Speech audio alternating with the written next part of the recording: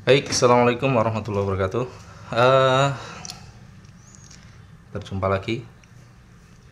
Kali ini seperti yang sudah terlihat di thumbnail. Jadi saya akan sedikit mengulas unit kombinasi ya, gado-gado yang saya kombinasikan untuk menjadi open style menggunakan optik ya. Baik, langsung saja. Ini unitnya kita bilang high kappa tapi kombinasi. Kenapa kombinasi, nanti kita akan bredel satu-satu ya. Pertama saya akan membuka dulu optiknya. Oke. Jadi unit ini saya dapatkan parsial ya. Kemudian saya kombinasikan sedemikian rupa sehingga didapatkanlah unit model seperti ini.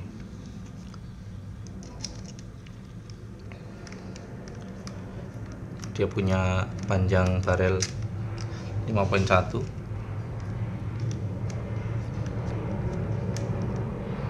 5.1 inch ya, kurang lebih 5 in lah ya.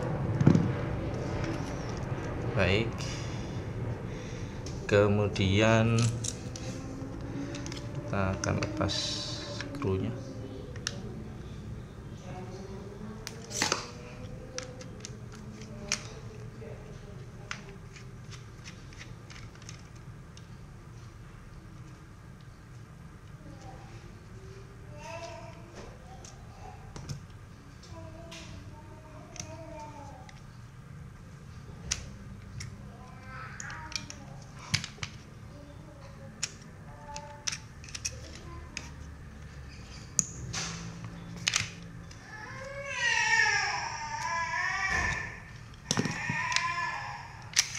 Oke, jadi seperti ini kombinasinya.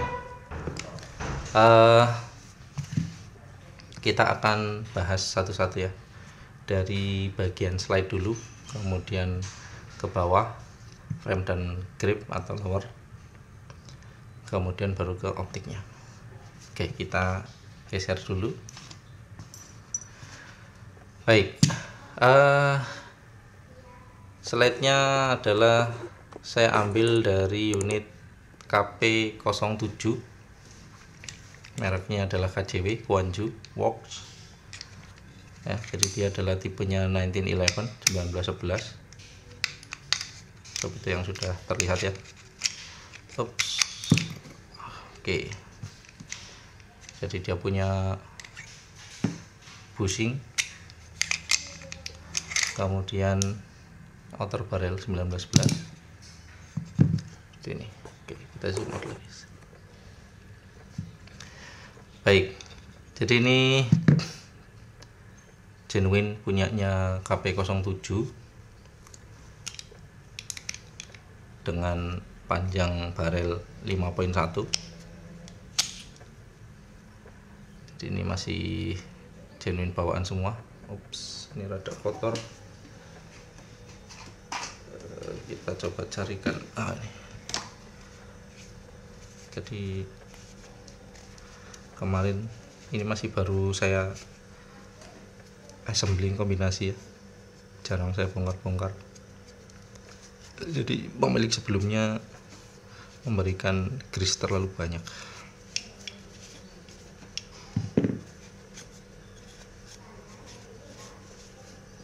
Baik, nah ini KP01 masih standar. Jadi ini spare partnya kompatibel sama WE dan juga AW custom serta TM ya. Jadi ini tidak saya bahas begitu banyak, mulai dari chamber, inner barrel, kemudian rubber hop up rubbernya itu standar dari KP07. Kemudian ini juga sama,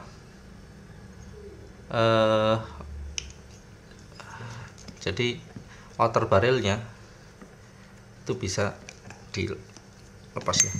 Ups. Dia ulir.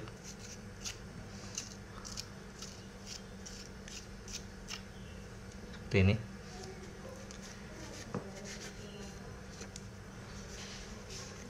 Dan sudah terlihat sekali bekas pemakaiannya. Catnya udah habis di bagian outer barrelnya.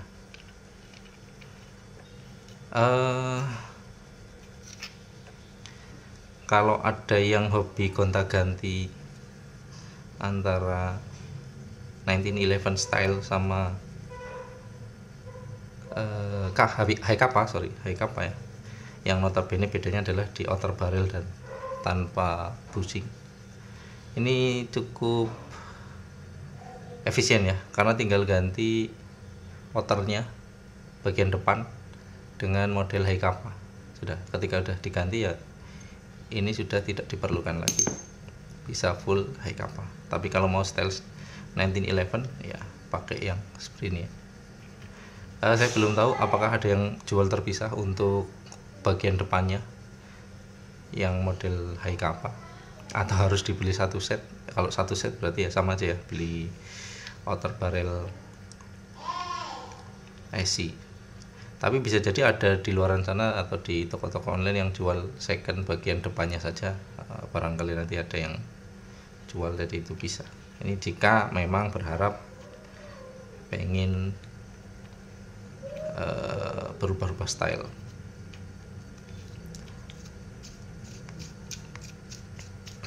Jadi salah satu keunggulan 1911 adalah untuk outer barrelnya ya. Ini bisa dikombinasikan dengan beberapa model extender, barrel extender atau bushing kompensator. Contohnya ini. Ini produknya Madbull atau Madbull. Nah, ini nanti bisa dipasang di bagian depan sehingga bisa nambah barrel. Ini jadi totalnya kurang lebih 6 inch ya, kalau disamakan dengan yang High Kappa. Ini panjangnya kurang lebih 6 inch, High Kappa 6.1, atau stylenya Punisher. Kalau yang pernah lihat film Punisher atau yang hobi dengan Punisher, ini stylenya. Biasanya kan depan pakai bushing kompensator seperti ini atau extender, kemudian bagian gripnya nanti pakai yang diukir gambar tengkorak. Nah, itu bisa Punisher itu kan gitu.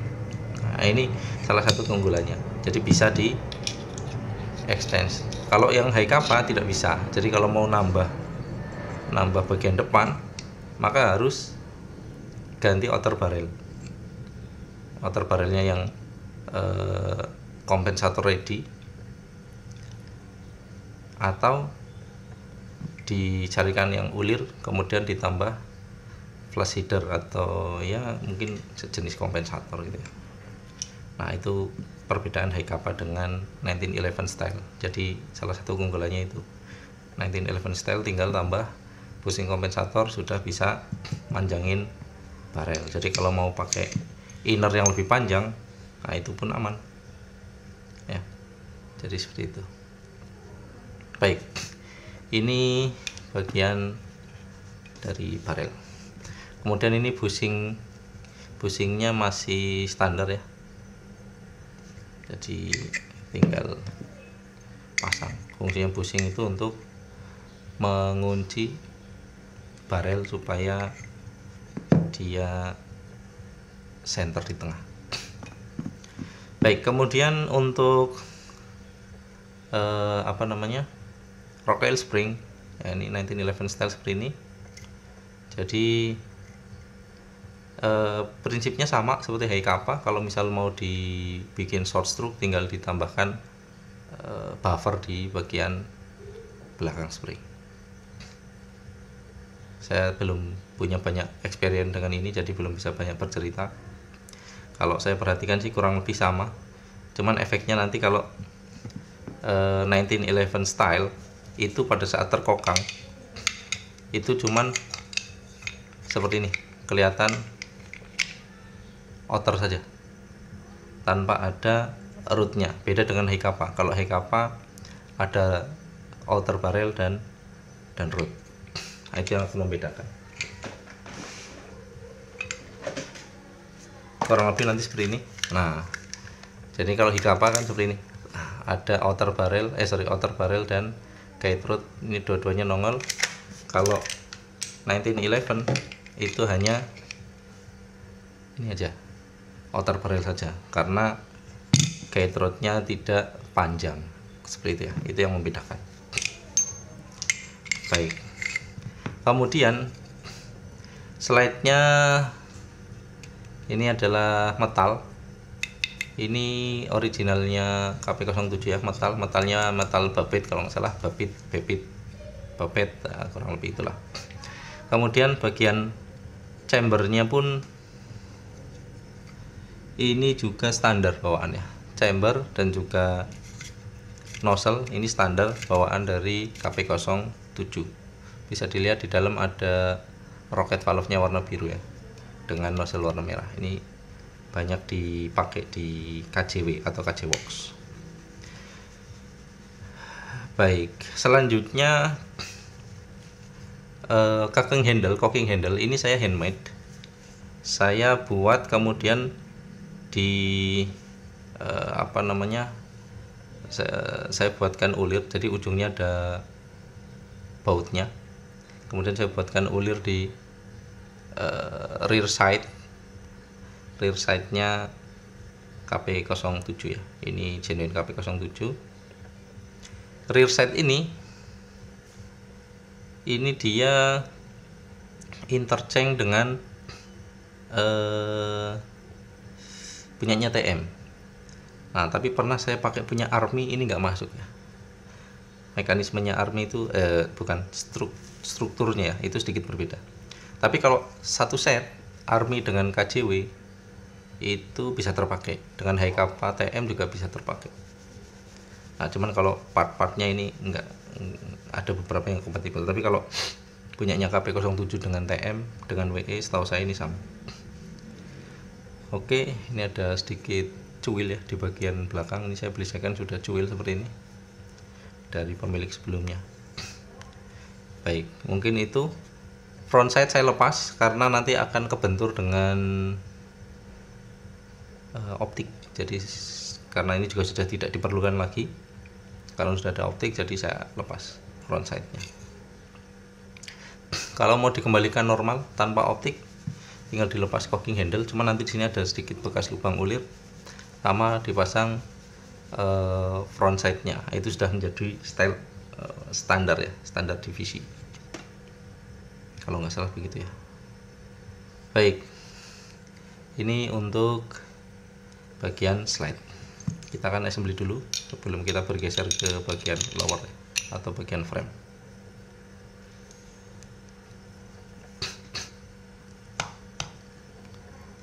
Ups, ada yang nyangkut sepertinya.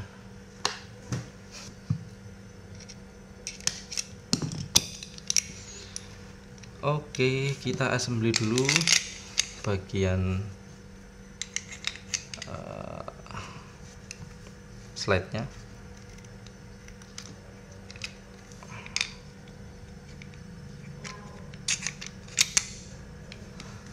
Sip. Ini dia slide KP07. Baik, kita bergeser ke frame. Nah, frame ini basicnya adalah TM silver ya, atau TM stainless. Saya dapat second, sudah ada bekas grafirnya, kemudian sudah ada lubang untuk mounting optiknya. Nah, kemudian bagian bawah termasuk dengan trigger juga, kemudian magazine catch. Ini punyanya KP06, KJW KP06. Magwell-nya AIP ya. Ini ada markingnya AIP, AP AIP.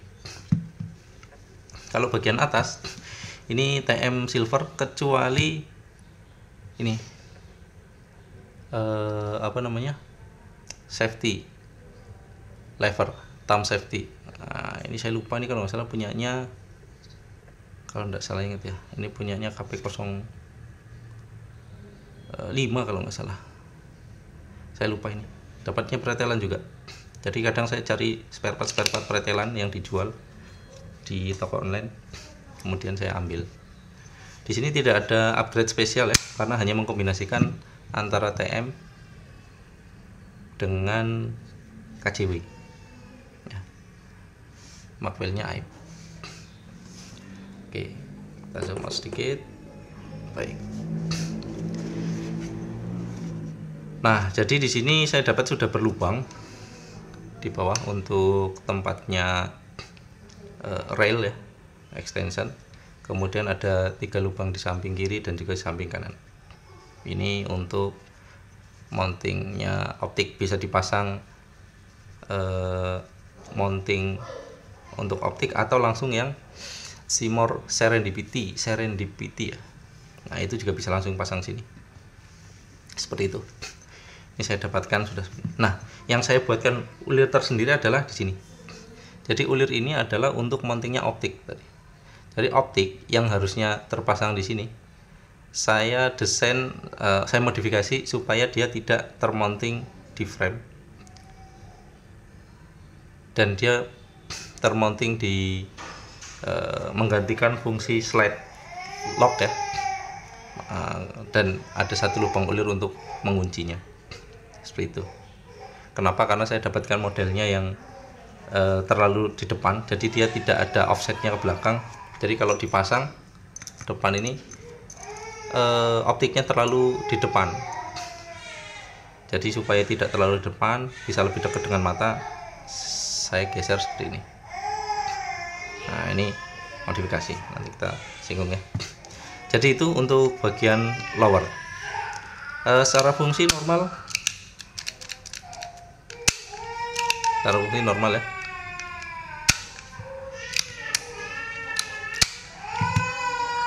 Baik, mohon maaf ada gangguan, kita pause dulu sebentar. Baik, kita lanjutkan. Mohon maaf karena tadi ada suara-suara.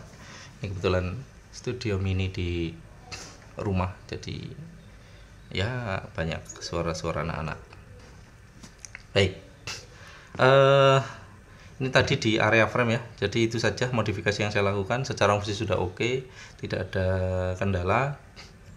Modifikasi yang saya lakukan cuma nambah 1 lubang ulir, kemudian lubang ini sudah bawaan, oke, dan seterusnya.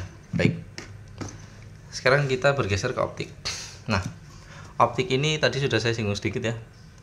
Ini basicnya dia tidak ada offset, jadi benar-benar lurus ke atas, sehingga ketika terpasang di mounting, di lubang mounting yang ada di frame, maka posisinya adalah di sini terlalu maju ya, terlalu jauh dari mata. Kemudian secara estetik saya juga kurang suka, sehingga saya modifikasi mounting ini, saya potong sedikit, kemudian lubang bagian depan saya bikin oval untuk menyesuaikan playnya. Nah, kemudian lubang nomor 3, jadi lubang 4 dan 5 sudah saya potong sini. Lubang nomor 3 nanti mengunci ke ulir, seperti itu. Jadi ini fungsinya nanti akan berfungsi sebagai slide lock juga, bukan slide lock ya, ya slide lock, supaya slide-nya mengunci tapi tidak berfungsi sebagai slide stop. Kemudian ini handmade, ini selongsong handmade karena skrunya cukup kecil. Kalau tidak dibuatkan selongsong, maka ini akan terjadi play atau main ya. Jadi slide-nya itu kalau di lubang, nah, seperti ini. Nah, supaya itu tidak terjadi, maka dibuatkanlah selongsong handmade dari stainless. Ini saya buatkan dari material kayak stainless tipis gitu ya. Saya buatkan sedemikian rupa. Baik, kemudian Seymournya normal, dia masih bisa adjustmentnya masih oke ya. naik turun kanan kiri, windage sama elevation masih bagus. Jadi cuman ini baterainya habis.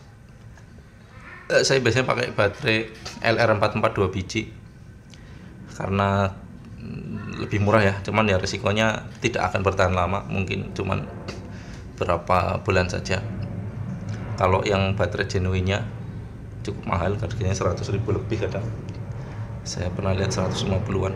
Kayaknya itu sudah paling murah ketika saya search di salah satu toko online. Mungkin di toko online yang lain ada yang lebih murah lagi. Tapi yang paling murah dan paling mudah didapatkan ya yang LR44 2 biji, taruh sini. Oke, kita akan coba assembly lagi.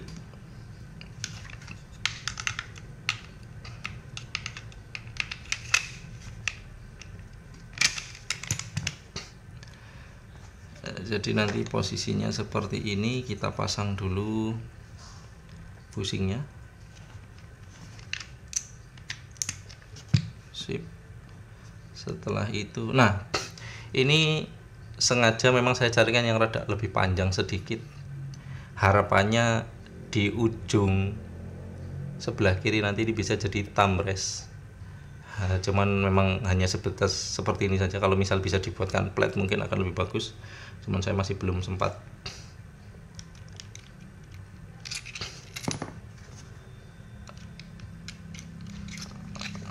Oke. Kemudian ini saya butuh bantalan supaya lurus ya, kalau tidak nanti dia miring.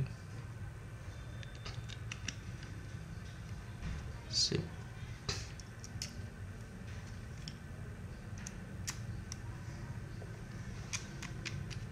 Nah, kunci dulu di belakang, tapi jangan terlalu ketat. Sisanya adalah mengunci di bagian depan.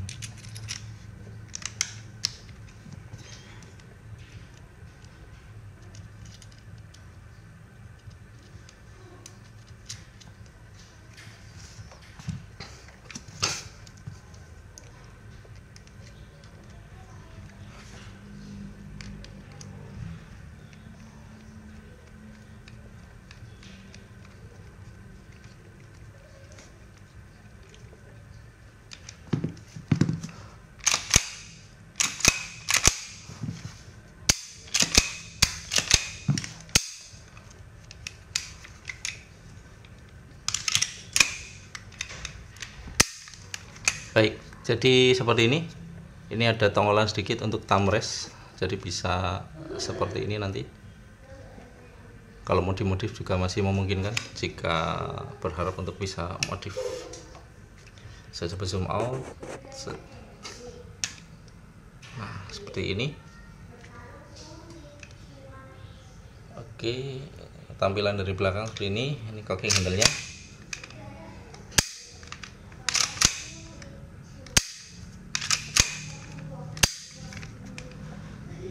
Oke, seperti itu kurang lebih.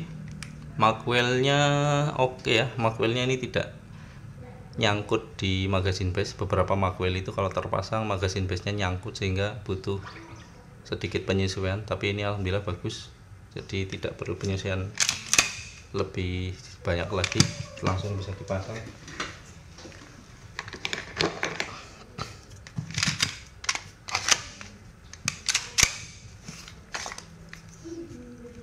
Coba tes dry fire ya.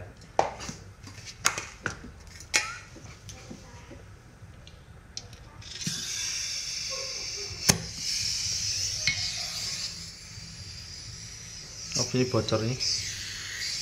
Ini bukan pasangannya ya, bocor dari sambungan sini, tapi nggak apa-apa. Tes dry fire sebentar. Nanti saya ambilkan pasangannya yang nggak bocor. Oke. Itu dia.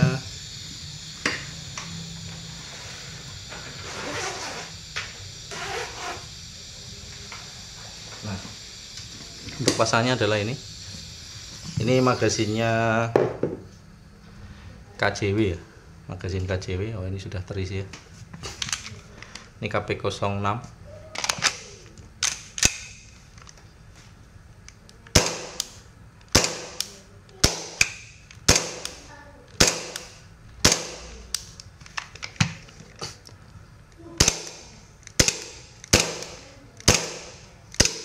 habis. Baik,